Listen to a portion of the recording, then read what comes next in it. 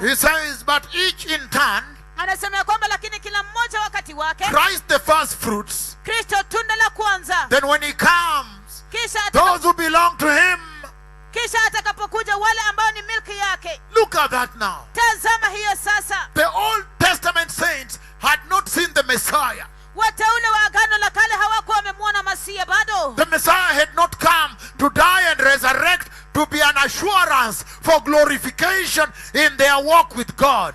An assurance. No. Masia hakuwa amekuja ili kwamba afe na kufufuka, ili kwamba apate kuwa hakikisho, thibitisho katika mtembeo wao na Mungu. And yet they stood to the point of agreeing to be slaughtered, to be thrown into fire, into lions' dens. Ili hali walisimama dhabiti na imara kwa kiwango cha kukubali kuchinjwa, kuuawa na kutupwa katika tundu la simba. How much you now that have come in the dispensation when the Messiah has come and he has died for you, and the scriptures have said he is the first fruits of all those that are going to be glorified.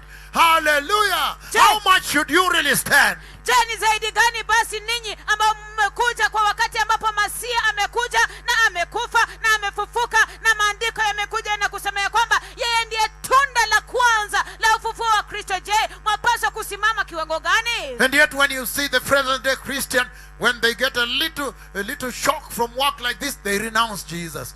They say, no, I had to change my dressing because I looked at that boss. He was serious. He was going to fire me. And my husband, he's unemployed for 3 years. I'm the breadwinner. He was so serious. He rebuked my dressing. And I looked at him. He was quite serious. I was going to lose the job. I had to do what I gotta do. How? Compromising all the time. Kila wakati wanakubaliana, ila hali ukiangalia Wakristo wa leo hii wakipata tumshtuko mdogo tu kazini namna hii, wanasema kwamba hapana, mimi imebidi niachane na huyu Yesu kwa sababu unajua mkubwa wangu kazini ni mkali sana. Amesema ya kwamba niachane na ima. When I looked at him, he was very serious. He was going to fire me.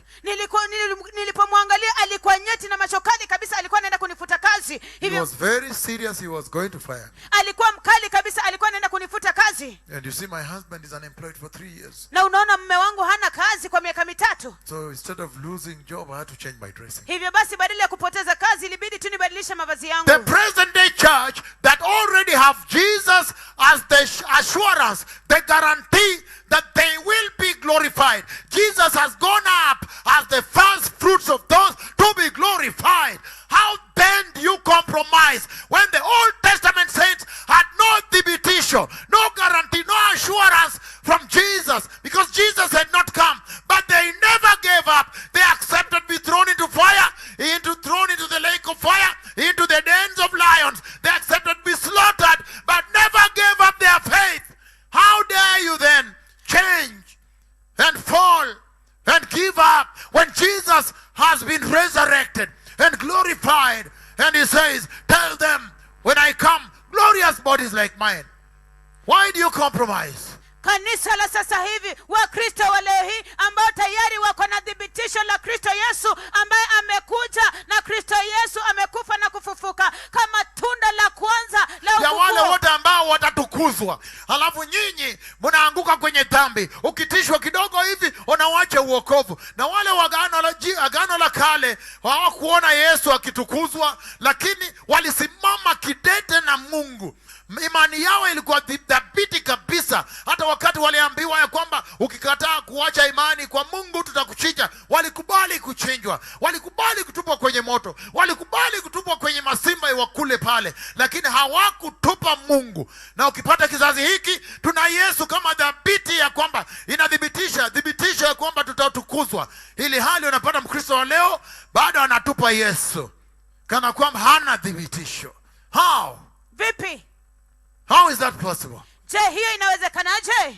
He's saying the Old Testament saints had not seen Christ come and resurrected and glorified. Anasema ya kwamba wale wateule wa agano la kale hawakuwa wamemuona Kristo akija na kufa na kutukuzwa. But they stood firm in their faith with God. Lakini walisimama imara na dhabiti katika imani yao katika Mungu. No matter the persecution, haikujalisha mateso, no matter the suffering, haikujalisha kuteswa, they agreed to be slaughtered. Walikubali kuchinjwa. All the prophets, hata manabii wote, they agreed to be thrown into the lion's den. Walikubali kutupwa katika tundu la simba, but never to renounce their faith in Yahweh. lakini hawakukubali kamwe kabisa kukataa imani yao katika And yet Yahweh. this generation of Christians, Jesus has already come and has died and resurrected and been glorified as the assurance of your glorification on that day of rapture. Na ile hali katika kizazi hiki cha Wakristo leo hii, tayari Yesu Kristo amekuja na akafa, akafufuka na kutukuzwa kama thibitisho tosha kabisa lao kwa ajili ya siku hiyo ya utukufu ya unyakuzi. As an assurance for your glorification. Kama thibitisho kwa ajili ya kutukuzwa kwenu. Then how? Why do you fall? Why do you keep rejecting Jesus? A little trial here, you reject Jesus. A little persecution, you dump the Lord. How?